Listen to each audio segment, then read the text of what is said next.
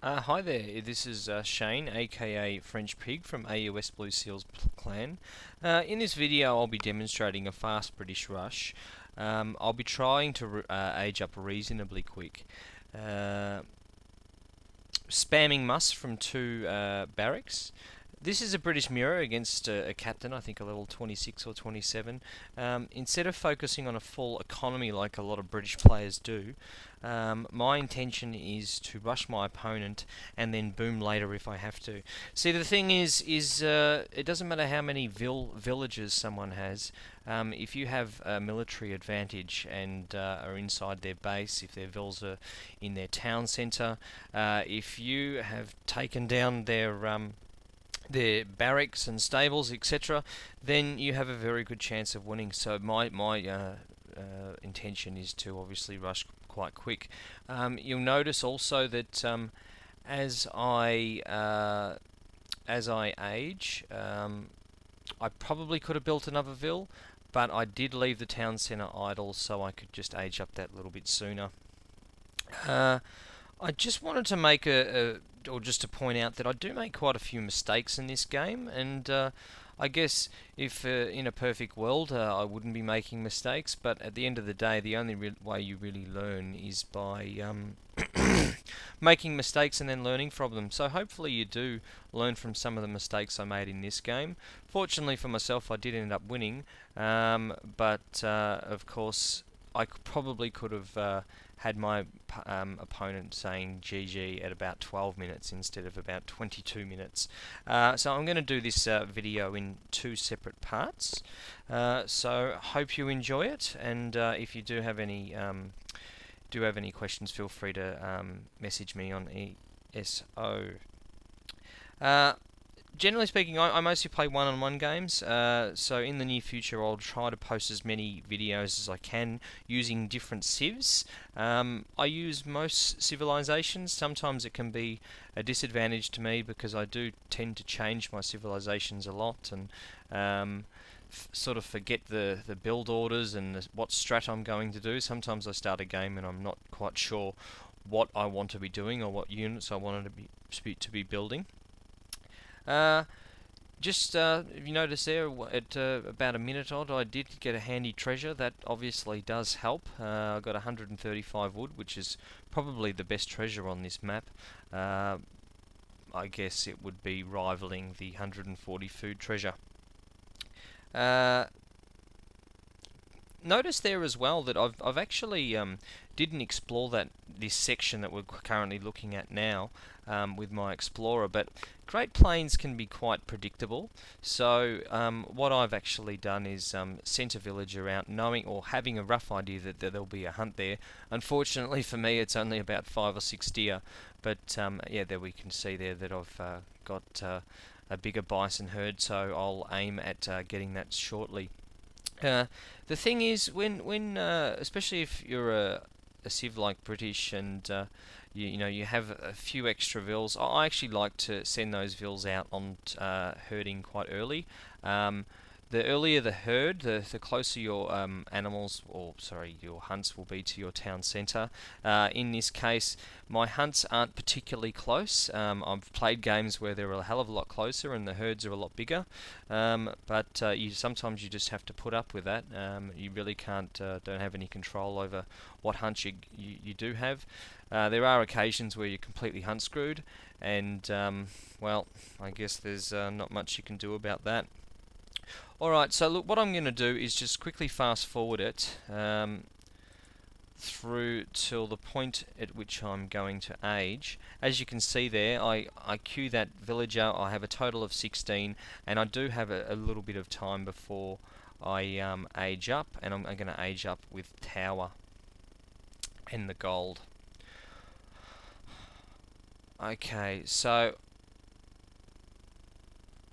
basically what I do now is get most to wood. My intention is having 400 wood in order to build 2 barracks straight away. I'm obviously using a tower so I can get the 200 gold and so I can queue some musks very quickly.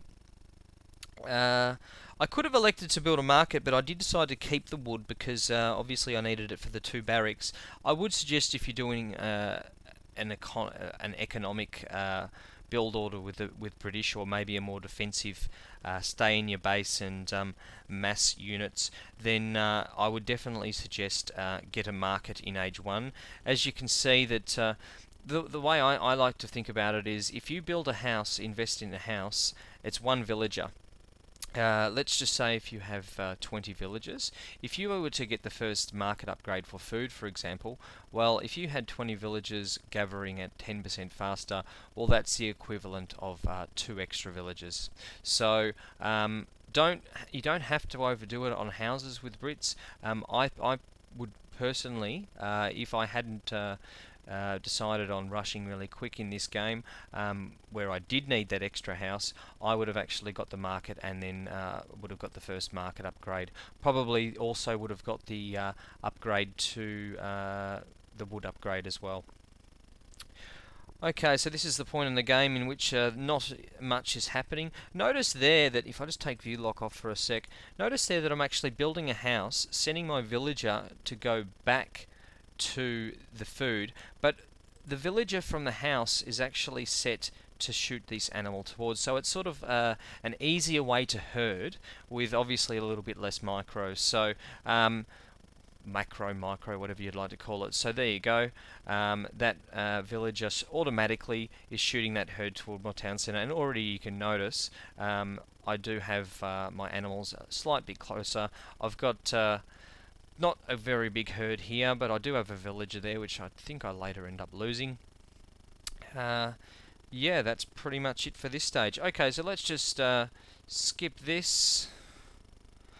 Basically, my first card in Age 2 is going to be 700 food, which is unlike most Brits would send 700 wood, which is fine, but I obviously want to mass musks pretty quick.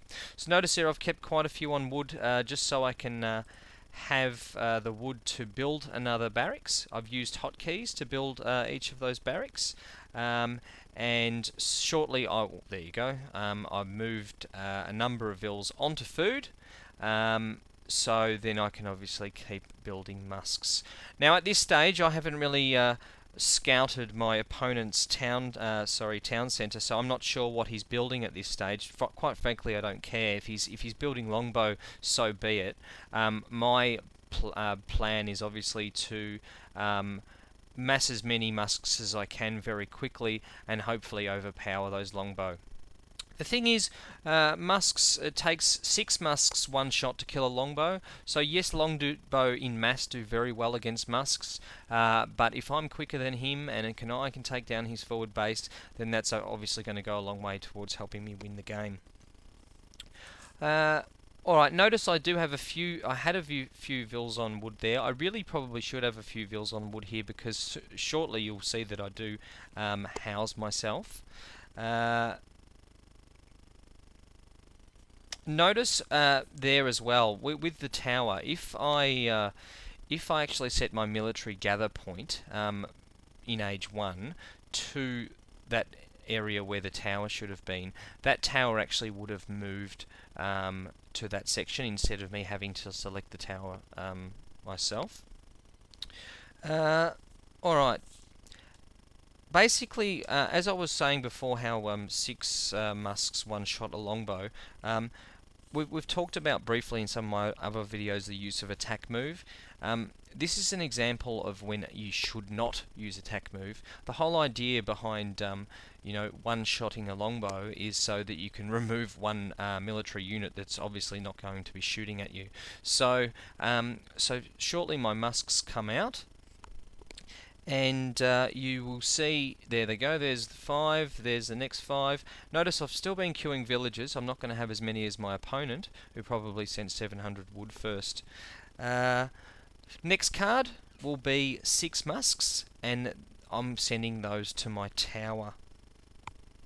Okay, so you can see there, if we have a look, I can see a barracks at this stage. I'm not sure what he's building. I really probably should have. but I know that I should have a military advantage at